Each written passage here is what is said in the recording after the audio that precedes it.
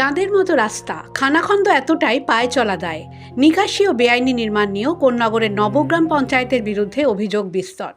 বুধবার উত্তরপাড়ার বিজেপি বিধায়ক দীপাঞ্জন চক্রবর্তী নবগ্রামে গেলে বাসিন্দারা তাকে ঘিরে ধরেন। অভিযোগ করেন, তৃণমূল পরিচালিত পঞ্চায়েতের প্রধান সোমা দাসকে বারবার জানিয়েও কোনো লাভ হয়নি। এরপরেই বিধায়ক সোজা চলে যান পঞ্চায়েত অফিসে, দেখা করেন পঞ্চায়েত প্রধানের সঙ্গে।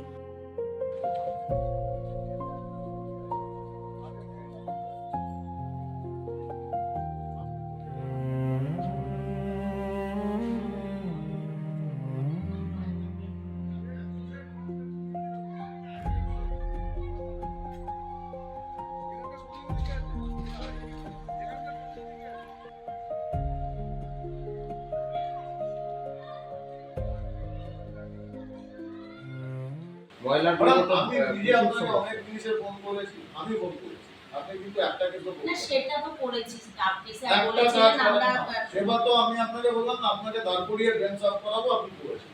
না না এছাড়া অনেক না, আমি অনেক ইন্টিগ্রাল কনস্ট্রাকশন অনেক পাঠিয়েছি, আপনি একটা করছেন। তো গাড়ি নিয়ে যেটা বললেন ওটা বলুন। গাড়ি নিয়ে যেটা বলছেন, না গাড়ি শুধু না, অনেক করেছি।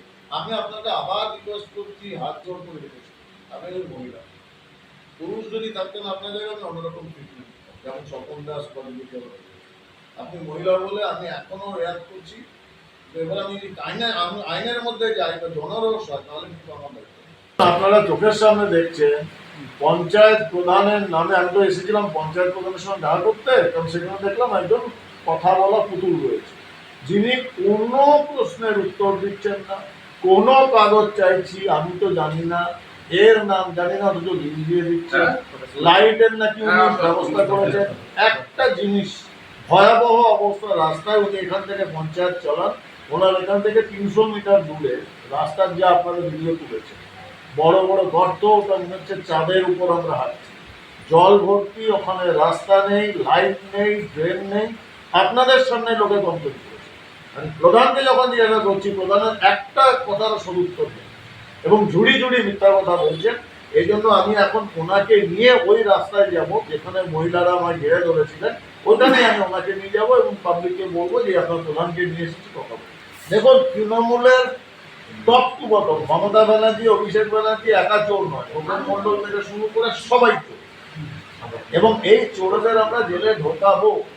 আপনিও বিশ্বাস করেন না, আমিও বিশ্বাস করি না যে পুরো উত্তরপাড়া বিধানসভায় খোকন মণ্ডল একা চোর।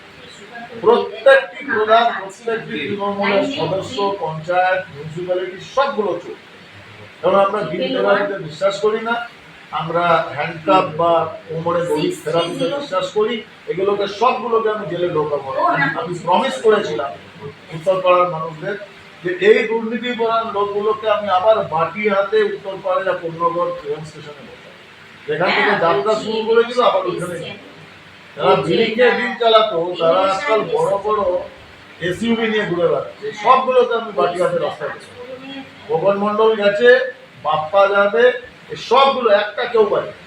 আপনার চোখের সামনে দেখতে পাচ্ছেন নাগরিক পরিষেবার অবস্থা, চোখের সামনে দেখতে পাচ্ছেন সরকারি খাস জমিতে যা এই পরিষেবা তো দীর্ঘদিন ধরে বঞ্চিত। সরকার আসার তো বহু আগের থেকে, সরকার নতুন সরকার আসার আগের থেকে তো প্রায় পরিষেবা নিয়ে বঞ্চিত নবগ্রাম। দেখুন, তখন লোকে ভয় বলতো না। আজকে আপনাদের সামনে একটা মহিলা বললেন না যে আপনি কমপ্লেন দিন, তখন ভদ্রমহিলা কি বললেন, না আমাকে তো সন্তান বাচ্চাদের নিয়ে এখানে বাস করতে হয়। কি ভয় ছিল যে বিজেপি এসেছে, তৃণমূল শেষ হয়ে গেছে, তারপরেও ভদ্রমহিলা ভয় পাচ্ছেন যে আমাদের বাচ্চাদের নিয়ে থাকতে হয়। এই ভয় তো আমরা দূর করেছি। কত বড় এখানে মস্তান সিন্ডিকেট দাদা রয়েছে, আমি হিসাব করি। এরপরই পঞ্চায়েত প্রধানকে সঙ্গে নিয়ে রাস্তায় নামেন তিনি। প্রধান যদিও দাবি করেন পঞ্চায়েতের সীমিত ক্ষমতায় রাস্তা করা যায়নি। এই রাস্তাটা জেলা এত আমাদের যে অ্যালটমেন্ট ত্রিস্তরীয়, তো পঞ্চায়েতে আমরা বুঝে বুঝে প্ল্যান দিই। যেমন এই রাস্তাটা 1 কিলোমিটার, নবগ্রাম পঞ্চায়েতে যে অ্যালটমেন্টটা হয় সেটা দিয়ে সম্ভব নয়, তাই আমরা জেলা পরিষদকে দিয়েছি, এখনো চিঠি দিয়েছি। পরে বিধায়ক বাসিন্দাদের আশ্বাস দেন রাস্তার কাজ দ্রুত শুরু হবে। The wall bureau.